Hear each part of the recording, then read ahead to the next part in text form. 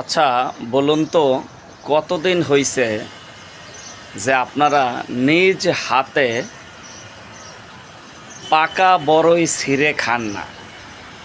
কিনে খান অথবা পেড়ে খান, এটার রেকর্ড আছে, কিন্তু নিজ হাতে পেড়ে এই যে এরকম নিজ হাতে পারবেন এবং এইরকম মুখে দেবেন, সেটা কে কতদিন হইছে এরকম পাকা বড়ই নিজ হাতে পেড়ে খান না?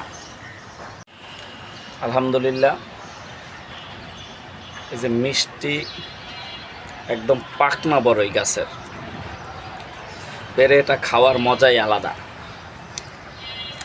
আপনার আবার কেউ লোভ দিয়ে না, তাহলে পেট খারাপ হইব। এই যে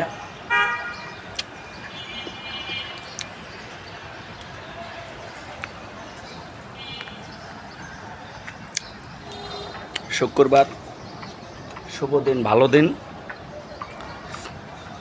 সেই দিন উপলক্ষে গাছের বড়ই খাইতেছি।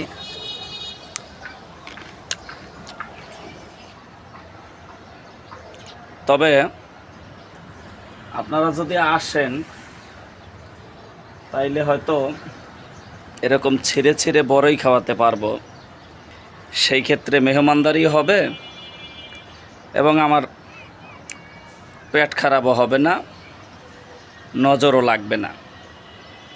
তাই গাছে পাকা বড়ই থাকতে সবাইকে এসে পাকা বড়ই খাওয়ার নিমন্ত্রণ জানাচ্ছে। এই যে দেখেন, এখনো গাছে পাকা বড়ই চলতেছে, অনেকগুলো বড়ই। তো সবাইকে পাকা বড়ই খাওয়ার নিমন্ত্রণ জানিয়ে, আমন্ত্রণ জানিয়ে বিদায় নিচ্ছি। আল্লাহ হাফেজ।